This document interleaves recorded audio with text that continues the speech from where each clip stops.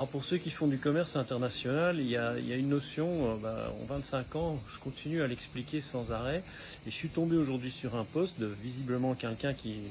a un business florissant dans le commerce international, c'est pas rare, mais qui n'a aucune maîtrise des incoterms. Alors maîtriser les incoterms, c'est très important pour ceux qui démarrent, mais même pour ceux qui sont déjà dans le business international, parce que ces incoterms, donc les incoterms en quelque sorte, ce sont des conditions de vente liées à la logistique quand même, hein. Ça remplace pas votre contrat de vente, hein, mais ça détermine 3 facteurs logistiques en fait. Qui paye quoi dans le transport, qui est responsable de quoi dans le transport et comment sont partagés les risques dans le transport. Alors ces incoterms qui sont standardisés, la dernière version date de 2010, hein, pour tout vous dire, c'est en fait émis par la Chambre de commerce internationale. Alors ça va très loin, hein, donc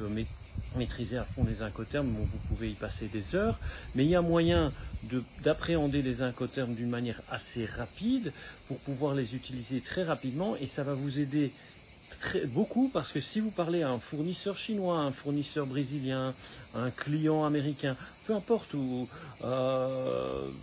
n'importe où dans le monde, tout le monde utilise ces termes que vous connaissez, hein, je suis sûr, Ex-Works, FOB, SIP, FCA, enfin il y en a que vous connaissez peut-être un petit peu moins, hein, Free or Long Ship,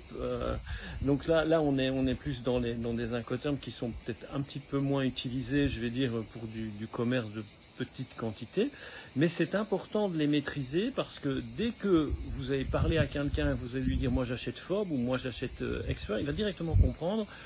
comment faire sa cotation et comment vous travaillez. Donc je vais faire sur mon compte